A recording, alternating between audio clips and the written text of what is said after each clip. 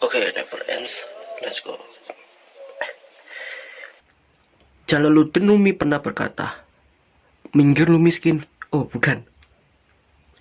Segala sesuatu menunggu waktunya. Tidak ada mawar yang mekar sebelum waktunya.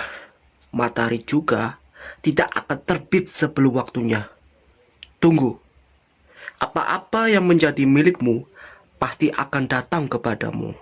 Tapi apa quotes ini benar? Banyak kok orang yang akhirnya bundir hanya karena sebuah masalah sepele. Podcast ini bisa menjawab, dan awas setan, gua Andra akan selalu tampak dan membuat tersentak. Keraskan suara, dan kini kita mulai berdaya.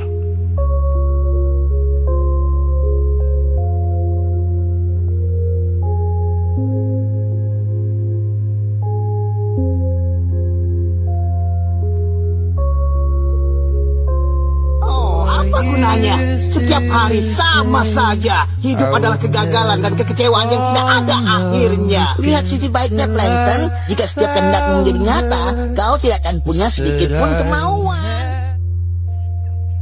Anjing. Apalagi. Pernah ngerasain nggak ketika lo lagi menghadapi masalah, itu rasanya seperti rumit banget.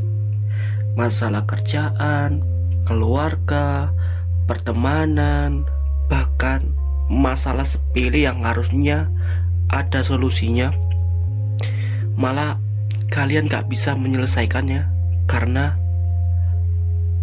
ya betul, kita kebanyakan masalah. Bahkan masalah sepele seperti lu sekarang jadi fans BMTH tapi cuma suka lagu Sleepwalking dan Drown. Ya, kenapa? Gak suka lo? Suka-suka gue dong. Kalau gue suka Sleepwalking gimana? Hah? Ya, Sleepwalking, The Calm Down. Oh no. Enggak ya, gue masih baru, oke. Gitu kan? Anjing lu pada. Hah? Siapa yang tadi bilang komen-komen tadi bilang hated, bilang katanya ih bocil BMTH. Gila lu anjing, bangsat.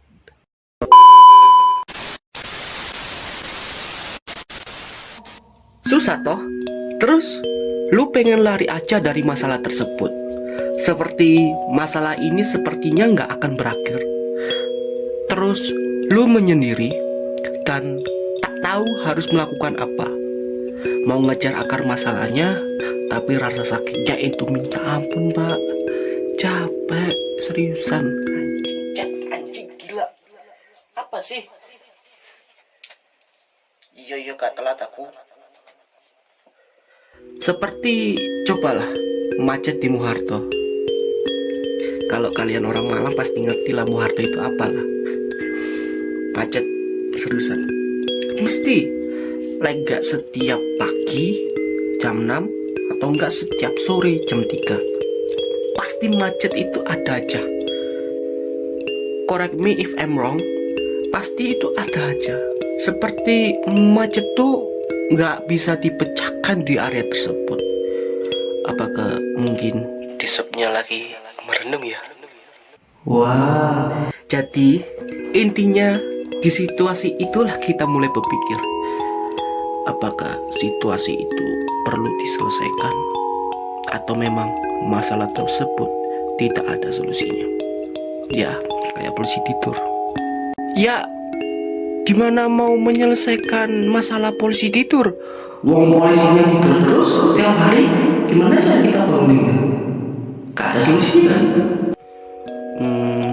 Di situasi kali ini kan gue itu merasa terjebak di dalam lubang yang sedalam lubang buaya. Gila, seriusan, gue ini punya masalah. Setiap bulan pasti ada aja gue hutang gitu sama teman. Tapi kalau awal bulan gajian habis, seriusan, masalah itu datang terus menerus. Dan lo kayaknya cuma mampu untuk berdiri tak ada hitungan aja. Kenapa sih gua suka begini? Kenapa? Nah, gua ada teorinya dan alasan ilmiahnya. Bayangkanlah otak kita itu seperti komputer. Pikiran kita seperti program di komputer. Jika programnya salah, maka outputnya juga tidak benar. Ini disebut teori perilaku kognitif. Ini sangat sederhana. Oleh karena itu, jika Anda terus-menerus berpikir negatif terhadap suatu masalah, Anda akan malas melakukan sesuatu untuk mengatasinya. Dan emosi kita menjadi semakin buruk. Masalah kita menjadi semakin buruk. Tapi apakah itu teori perilaku kognitif? Kalau dalam istilahnya itu kan sering disebut CBT, atau kalau kalian cuma bisa bahasa Indonesia ya, itu disingkat CBT. CBT adalah pikiran kita mempunyai pengaruh yang besar terhadap emosi dan tindakan kita. Oleh karena itu, ketika kita merasa sedih atau cemas, seringkali hal tersebut disebabkan oleh pikiran negatif terhadap diri sendiri atau situasi yang sedang kita hadapi. Jadi, CBT mengajarkan Anda untuk mengenali pikiran negatif dan mengubahnya menjadi lebih realistis dan positif. Dengan mengubah cara berpikir Anda juga dapat mengubah cara Anda merasa dan bertindak. Jadi, CBT itu seperti kayak ngomongku kayak terapi otak, padahal awake dhewe sing nglakoni. Gak perlu ke psikolog. Dengan cara apa? Kita berperilaku positif. Tapi ini bukan orang yang sering emosinya berlebihan. Apalagi yang egoisnya minta ampun. Jangan pernah memakai teknik CBT ini untuk orang-orang tersebut. Kalau saran saya, jauhi, dan jauhi. Oke, back to topic. Ketika misalnya ini gua ketemu ide. Oke, misalnya gini ya. Saat kalian mau belajar, serius kalau kalian belajar kayak gini, pasti di pikiran kalian satu, Pak. Bosen. Seriusan, gue pun juga belajar bosen, Pak. Pasti kata-kata atau pola pikir seperti ini. Pasti bakal lama baca buku, pasti lihat video pendidikan juga pasti lama, membosankan. Cuma dengan teknik seperti ini, kalian ganti menjadi saya akan membaca cerita rakyat. I don't care saya malas atau apapun, saya pingin pintar. Kesimpel toh? Oke, jadi intinya sih CBT adalah tentang menghubungkan pikiran kita semuanya, emosi, mental, perilaku kita untuk mengubah pola pikir itu yang negatif menjadi lebih sehat lagi. Jadi ini menghindari sakit-sakitan, misalnya pilek tanpa kesulitan sakit. Terakhir, jangan ragu buat minta bantuan. Saya serius ya, ini buat orang-orang yang egois tadi, orang yang marah tadi, minta bantuan. Meskipun tadi saran gue sama kalian tadi untuk menghindari orang-orang tadi tapi seenggaknya bantu, oke? Gak perlu kok kita malu, gak perlu lah kita menyendiri lagi, ngobrol lah sama kita pasti bantu. Kadangkala itu kelemahan orang-orang yang terlalu berpikiran negatif itu adalah mereka itu sering banget berpikir bahwasanya orang lain nggak bisa bantu, Pak. Ayo gitu loh. Intinya sih masalah itu wajar ya, yang terpenting kita punya cara buat mengatasinya. Tapi kalau semisal masalah ini benar-benar tak bisa diselesaikan, ya sudah, biarkan jadi masalah.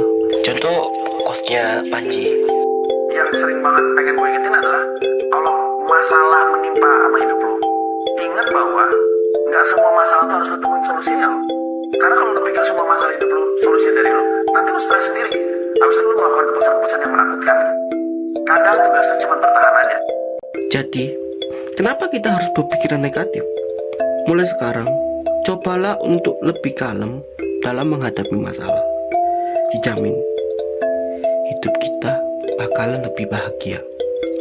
And then, setiap kali lu ngerasa lagi down karena masalah, coba deh ingat, masalah itu sebenarnya peluang buat kita belajar. Jadikan masalah sebagai pintu rezeki untuk jadi versi terbaik dari diri lu, Cuk. Yang ngerti, Cuk? Hah? Gimana dibalas cinta yang nyari ngamuk kiri. Sorry, aku marah-marah.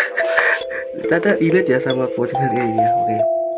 Dan then, kalau kamu ada masalah, cerita aja, tapi jangan banyak-banyak dong ya. Oke, seperti saranku tadi ya, jangan banyak-banyak.